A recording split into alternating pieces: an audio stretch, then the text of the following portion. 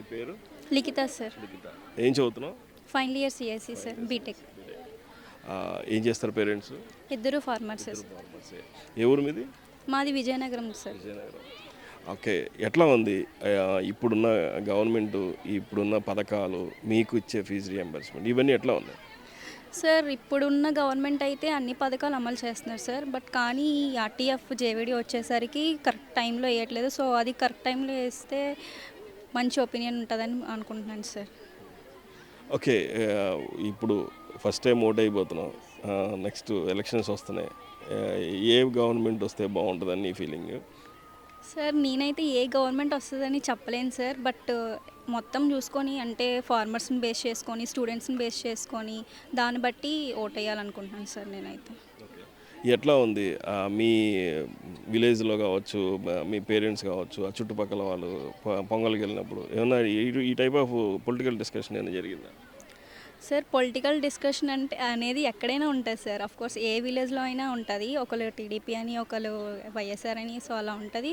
వాళ్ళు కూడా ఏదైతే ది బెస్ట్ అని అనుకుంటున్నారో, సో ఎవరైతే ది బెస్ట్ అనుకుంటున్నారో వాళ్ళకే వేస్తారు కదా. సో మేము కూడా అలానే అనుకుంటున్నాం సార్. మరి what about Janasena, Pawan Kalyan? Sir Pawan Kalyan అంటే యంగ్ అన్న వాళ్ళకి అందరికీ ఇష్టమే. సో తను ఒక టీడీపీని ఫాలో అవుతున్నారు కాబట్టి సో ఇంకా తెలుసుకొని ఇంకా ముందుకు వస్తారని చెప్పి నేను అనుకుంటున్నాను సార్. ఏం చెప్తావు మరి పబ్లిక్కి? ఎలా చూస్ చేసుకొని ఓటు వేయాలంటావు నీ ఫ్రెండ్స్కి, మీ పేరెంట్స్కి చెప్పడం? మా ఫ్రెండ్స్కి చెప్పేది ఏంటి అంటే అన్ని పథకాలు అమలు చేసి ఫార్మర్స్ని దృష్టిలో పెట్టుకొని మొత్తం అన్నీ అమలు చేసే వాళ్ళకి ఓటేయాలని చెప్తున్నాం అనుకుంటున్నాను సార్. మరి నీ పేరు? హర్షిత సార్. హర్షిత. ఏం చదువుతున్నావమ్మా? BTech final year. ఏ ఊరు మీది? ఇక్కడ కోరమామిడి. ఏం చేస్తారు పేరెంట్స్? ఇద్దరు ఫార్మర్స్. ఇద్దరు ఫార్మర్స్. ఎట్లా ఉంది ఈ గవర్నమెంట్? ఎట్లా ఉంది? ఏమనుకుంటున్నావు? ఈ గవర్నమెంట్లో జరిగే మంచి ఏంటి, చెడు ఏంటి? అంటే నాకు బేసిక్గా నాకు మొత్తం సొసైటీ అనేది తెలియడం మొదలైన దగ్గర నుంచి నేను చూసింది ఈ గవర్నమెంట్. లైక్ లాస్ట్ 4 years నుంచి సొసైటీ అంటే ఏంటో తెలుస్తుంది బీటెక్ వచ్చిన తర్వాత. ఇప్పుడు అన్నీ బాగానే ఉన్నాయి. లైక్ అంటే స్టూడెంట్స్కి రియంబర్స్మెంట్ ఇస్తున్నారు, ఉమెన్కి డిఫరెంట్ ఫండ్స్ ఇస్తున్నారు, వాళ్ళు బతకడానికి, ఫార్మర్స్కి ఫండ్స్ ఇస్తున్నారు. బట్ ఇవ్వడం కన్నా కరెక్ట్ టైంకి ఇవ్వడం అనేది ఇంపార్టెంట్ అని నేను అనుకుంటున్నాను. ఎందుకంటే మాకు ఇస్తున్నారు సరే, కానీ ప్రైవేట్ కాలేజెస్లో మమ్మల్ని చాలా ఇబ్బంది పెడుతున్నారు కరెక్ట్ టైంకి కట్టాలి అని. సో అది కరెక్ట్ టైంకి ఇస్తే ఇంకా గవర్నమెంట్కి ఇంకా గుడ్ నేమ్ అనేది వస్తుంది. నా ఒపీనియన్ అది.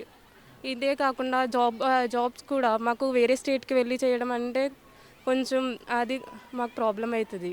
యాక్చువల్గా ఒక రైతు కుటుంబం నుంచి వచ్చావు కాబట్టి బయటికి వెళ్ళడానికన్నా ఇక్కడ లోకల్గా ఉండి జాబ్ చేసుకోవడం అనేది కరెక్ట్ అన్నట్టు. వేరే స్టేట్ ఇప్పుడు ఏపీలో చూసుకుంటే మనకి హైదరాబాద్లో హైటెక్ సిటీ ఉంది. అలా ఏపీలో చెప్పుకోవడానికి మనకు అసలు ఏమీ లేదు. అదే సాఫ్ట్వేర్ కంపెనీస్ ఇక్కడ ఉంటే మనం కూడా మన ఏపీ, ఆంధ్రప్రదేశ్, రాజమండ్రి అట్లా ఏదైనా ఒక ప్లేస్ని డెవలప్ చేస్తే మన ఆంధ్రప్రదేశ్ గురించి కూడా మనం కూడా గొప్పగా చెప్పుకోవచ్చు కదా. అండ్ యూత్ కూడా అందరూ ఇక్కడే జాబ్స్ చేసుకోవచ్చు కదా. ఇక్కడున్న స్కిల్ మొత్తం బయటకు వెళ్ళిపోతే తర్వాత మన ఆంధ్రప్రదేశ్లో మనం గొప్పగా చెప్పుకోవడానికి ఏమీ మిగలదని నా ఒపీనియన్. ఏం చెప్తావు ఇప్పుడు నెక్స్ట్ ఏ గవర్నమెంట్ వస్తే మంచిదంటావు? ఎవరు సీఎం అయితే మంచిది? ఒక పవన్ కళ్యాణ్ నీకు ఎట్లా ఉంది? అలాగే చంద్రబాబు నాయుడు విజన్ ఎలా ఉంది? అలాగే జగన్మోహన్ రెడ్డి విజన్ ఎట్లా? గవర్నమెంట్ ఏదొస్తే మంచిదో అని నాకున్న ఎక్స్పీరియన్స్తో అయితే నేను చెప్పలేను. కానీ గవర్నమెంట్ ఏదొచ్చినా ఫార్మర్స్ని దృష్టిలో పెట్టుకొని వాళ్ళకి కరెక్ట్గా ప్రిడిక్షన్స్ ఇస్తూ అండ్ స్టూడెంట్స్ని దృష్టిలో పెట్టుకొని వాళ్ళకి కరెక్ట్ జాబ్స్ ఇస్తూ ఇంకా మిగిలిన వాళ్ళని లైక్ చేయూత కార్మికుల్ని వీళ్ళందరినీ దృష్టిలో పెట్టుకొని చేస్తే ఏ గవర్నమెంట్ వచ్చినా అది ఖచ్చితంగా సక్సెస్ అవుతుంది అని మాత్రం చెప్పగలను.